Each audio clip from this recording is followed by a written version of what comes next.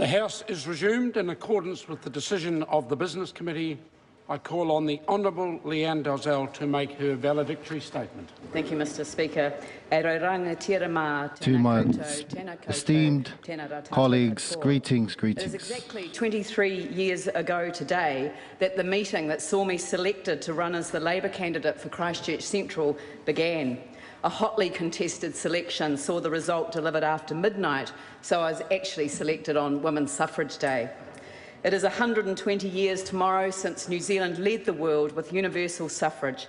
It took a further 40 years for a woman to be elected to Parliament from the Littleton seat in Christchurch, and it took the change to MMP to see women take up a third of the seats in Parliament.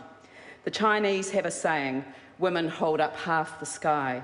For all the bloggers that mocked the Labour Party's attempt to debate how we ensure that women can do so in this place, they do an injustice to the importance of the debate.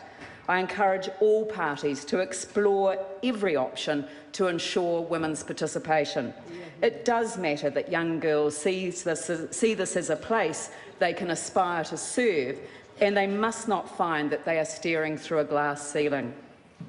I'd wanted to give my valedictory 2 weeks ago, the 4th of September, being the 3rd anniversary of the earthquake that shook our world in Canterbury in more ways than one.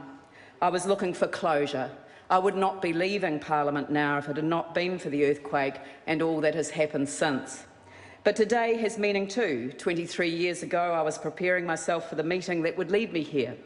It had been a whirlwind 3 weeks since Mike Moore had become the Prime Minister and Geoffrey Palmer had announced he was retiring from Parliament at the election, which was just over a month away.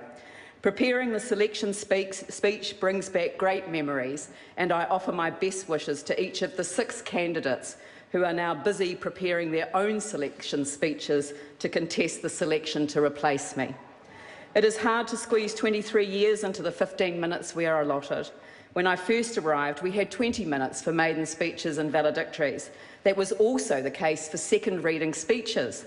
I remember saying to our senior whip, the Right Honourable Jonathan Hunt, "What happens if I get to the end of my notes and I still have time left?" He said, "Start again at the beginning, no one will notice." I was elected in the biggest defeat Labour had suffered for a long time.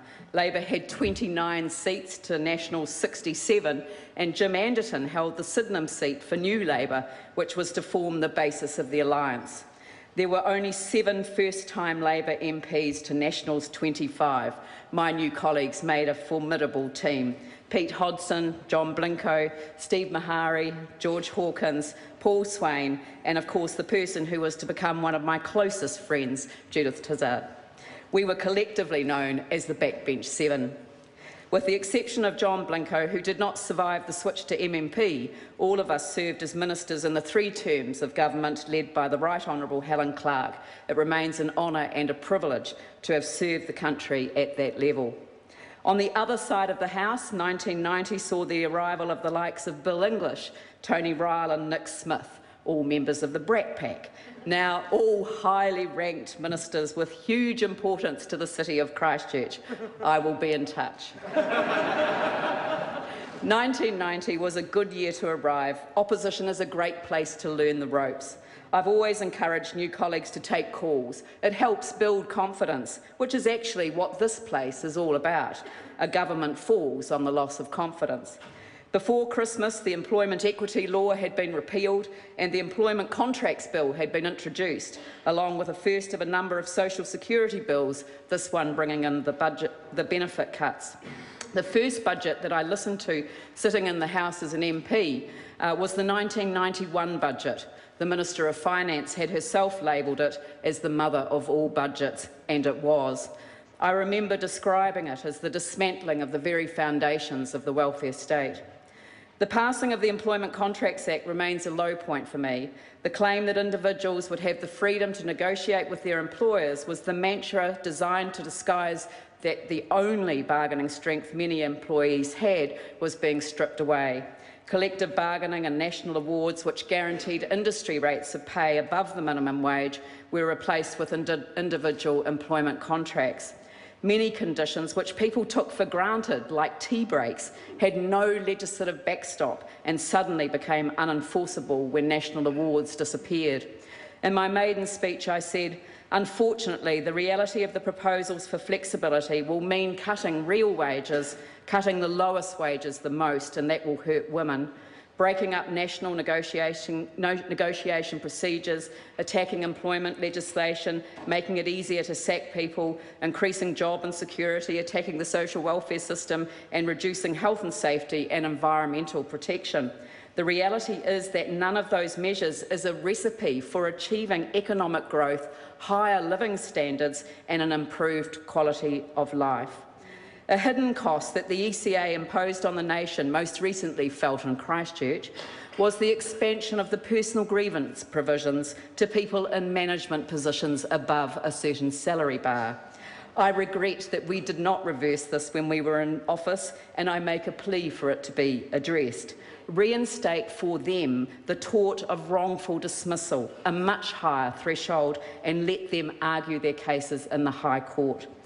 I began advocating for constituents straight away. I remember going to see Education Minister, the Honourable Lockwood Smith, about the impacts on young people who'd been caught by some changes to the rules for student allowance. He listened and amendments were made. I also remember going to see the Honourable Doug Graham in his role as Minister of Justice. A constituent wanted to register his son's death on the New Zealand Register, but because he'd died in Australia, he couldn't.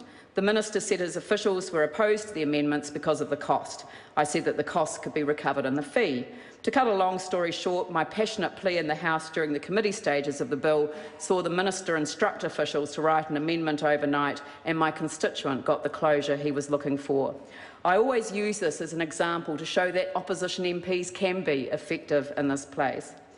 To all the people who have trusted me with their personal stories, I say thank you. I had a number of portfolios in opposition. Being the ACC spokesperson at the time that the Accident Rehabilitation, Compensation and Insurance Bill was going through Parliament reinforced my firm belief that this is a precious scheme, the principles of which should be entrenched in law: community responsibility, comprehensive entitlement, complete rehabilitation, real compensation and administrative efficiency. The good thing about the passage of the legislation was my discovery that the Regulations Review Committee was one of the most important select committees in this place. Anyone who wants to be a Cabinet Minister should serve on it. It is chaired by an opposition member and it is Parliament's watchdog on the power of the executive. I cannot emphasise enough how important it is that this committee is not politicised. It now has only 3 National MPs and 2 Labour MPs, one of whom is the chair. That is simply insufficient for the quality of scrutiny this House is entitled to. I've been on a journey of discovery for the past 3 years, since that wake-up call on the 4th of September 2010 at 4:35 a.m. Although I began my time here when the government was dismantling the underpinnings of the welfare state, I leave here in the firm belief that the answer to that is not to continue to reinstate what cannot survive the turning of a political tide. It's debilitating to any government to have to spend its first term in office fixing what has been done. The solution is to build a resilient nation, a nation of communities that are resilient to the ebb and flow of political change by becoming more self-reliant and self-sufficient, but also resilient to the emergent challenges we can no longer predict with any certainty. From welfare state to resilient nation is how I describe my journey of discovery. I've learned what liquefaction and lateral spread are. I now know that it is wrong to build unreinforced concrete slab foundations alongside wetlands that are susceptible to both. I now know the true meaning of words like community, leadership and resilience. Community is not the co-location of houses, that's a suburb. It's the relationship between the people in those houses and their relationship as a group with the decision makers. That's community. Leadership is not a position you hold, it is a mark of your character. And resilience is not strength in the face of adversity, that's stoicism. It is the capacity to plan and prepare for, absorb, recover from, and adapt to the consequences of an adverse event. It is also about the capacity to co-create a new normal. I now know that disaster risk reduction, climate change, adaptation and sustainable community development are all interconnected. There are people who I've met in Christchurch and around the world over the past 3 years who've changed my life forever. You know who you are when I say thank you for helping me learn about post-disaster recovery, especially the geotechnical engineer who made time so I could understand what had happened to the land. Many people know what I have been through, but very few know what it has meant for me personally to face my fear and take on my next challenge. I'm not the same person I was 3 years ago. My priorities have changed. This place no longer seems as relevant as it was even at the beginning of the year. But I will leave a final message to you all. Please be kind to each other. I found last year very difficult, as some of you know. Vigorous debates are an important feature of this place, but we are human. And although we come from different perspectives, we all come with a desire to make New Zealand a better place. That being said, I'm very much looking forward to what lies ahead. If the people of Christchurch elect me as their mayor, I will commit 100% of my energy to building strong relationships with the government, the other councils, ECAN, the Canterbury District Health Board, Ngāi Tahu, business, and the diverse communities that make up the city where I was born and have lived all my life. We are building the newest city in the world, and it is exciting. When an MP makes their maiden speech, they often include lofty ideals upon which they reflect in their valedictory. I remember 23 years ago, fresh from representing low-paid workers in the service sector, I said I wanted to be the face of the people who couldn't be seen and the voice of the people who couldn't be heard.